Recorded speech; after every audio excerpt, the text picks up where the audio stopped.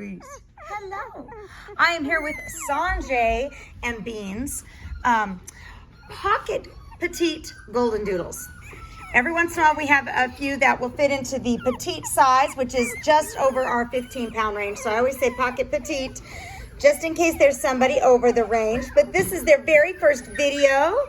They are 3 weeks old, and we have a litter of 3 boys and 3 girls in this litter. Look at you. Hello. Hello. And you can see we have a lot of curly cues in here.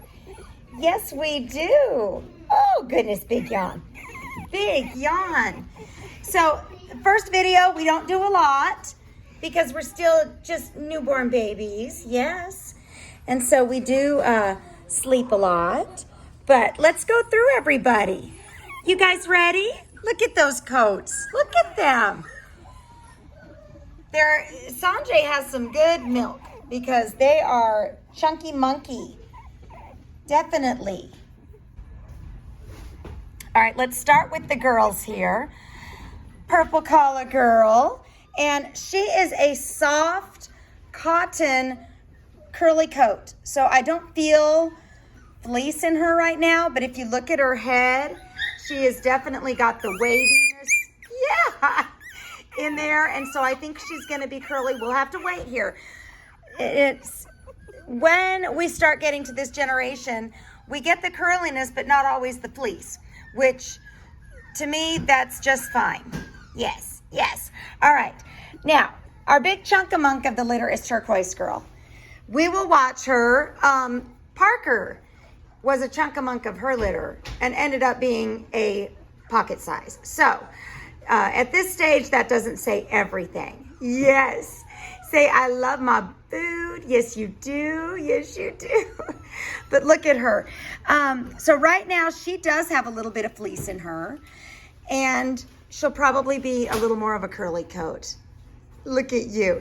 See, I got the chunkiness. I got the chunky factor. Yes. Oh my goodness. All right. And the final little girl here, another one that we need to wait to see if she's going to be curly or wavy. She doesn't have any fleece in her. Her back is wavy. She's got the curls on the front here. But little pink collar girl, look at the paw. Look at the paw. She's a little one. I would say she's the smallest of the girls. Yeah. And everybody in this litter is a red. And you can see, you know, as they get older, you'll see a little more light come through. But everybody in here is definitely going to be a red. Okay, so let's go to the boys. Yellow collar boy. Look at you. Look at you. I think he's going to be a soft cotton wavy coat. Yeah. And we'll have orange collar boy, and he is really dark. He's probably the darkest of the litter, dark red. And he is a soft cotton. We'll have to wait and see. He does have a lot of curl there in the front, but he is a cotton texture. And people ask me all the time, what does that mean? Picture taking a cotton ball, stretch it out, and that soft feel. That light, fluffy, soft cotton texture, that's what you're talking about. All right, and the smallest of the boys is our red collar, and he again has a soft cotton texture, but he's gonna be curly. Yes, you are. We'll see if any fleece comes through over the next few weeks. And I will have those answers for you before picking so that you have all of that information before you come in. And it kind of helps you narrow it down. So what do I mean by fleece? Fleece, and we have sheep here at Lamgo Farm, so I'm more familiar with wool than probably other doodle breeders. But the fleece is kind of like a wool. It has, it's a thicker feel. It has a little almost wire feeling to it, texture to it. So think about a sheep's wool or even a poodle texture. You can, when you touch it, it is never going to be a tight poodle curl. It's not like that, but the fleece has a little bit of a wool feeling to it, and that is A little, everybody is hypoallergenic in this litter. Even our wavy coats are hypoallergenic. But for those people who have saliva allergies or severe asthma, having a little fleece in the coat is preferred. Now, this is not an all fleece coat. We specialize in mixing the coats so that we get a soft cotton fleece mixture. So that's the differences in the coats. We do not breed wire or flat coats here. Look at you. Look at you. So what are we doing at week 3? Well, we're starting our gruel this week. They haven't started it yet. Look at, he's like, this sounds interesting. Yeah. What is this gruel you speak about? The gruel is our first puppy food. It's a puppy mush. I call it a porridge. And we take our premium puppy food, mix it with a dog baby formula, basically. A nutritional supplement that we use, and then that also makes it nice and sweet and tasty. And then we put warm water in it. We put it in the blender, blend it up to this oatmeal consistency. When they start, the first couple of feedings, it's actually pretty runny, so that they get used to the texture. And then as they get older, we keep thickening it.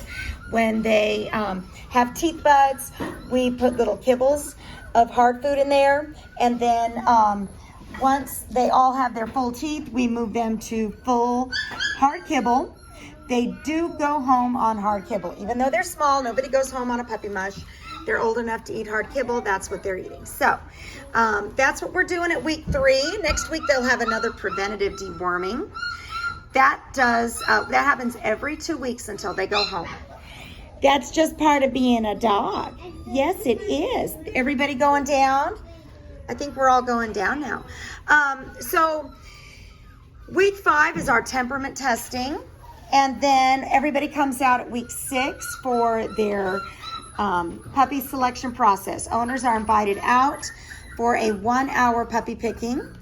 And puppies are chosen in the order deposits are placed. So if you're thinking about getting on a future litter, that's how it works. People place a deposit, and in the order deposits are placed, that's their number on the list, the picking list. They come out for a picking appointment and choose their puppy that moment, that day, during that hour.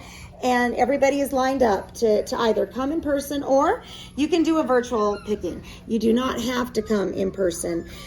We do Zoom and FaceTime calls as well. So don't feel that if you cannot come in person that you can't choose.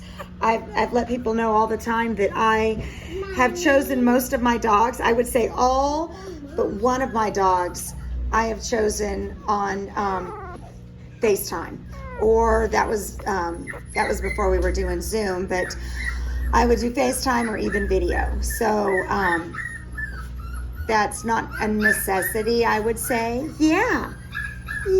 Although some people really want to get their hands on them, and I totally understand that. And especially like with the first picks of the litter, that can be really hard. So that's why we do that. Yeah. Oh my goodness. Are we just a little teddy bear?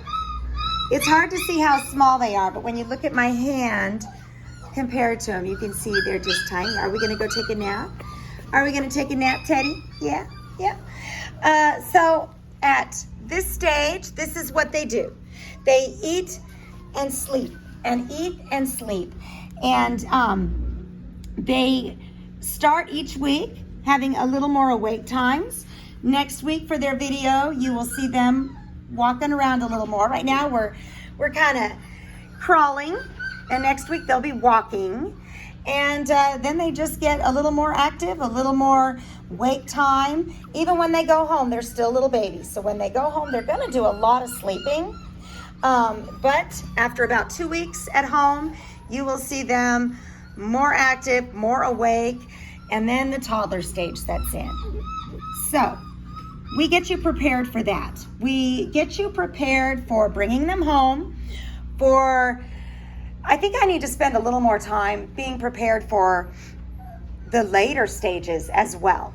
Not just, I spend a lot of time in puppyhood and puppy training and dealing with all the puppy stages, but I really think I need to start concentrating on what happens once they're out of the puppy stage? What sort of enrichment things can you do with your dog, especially those that are doing a therapy or service career?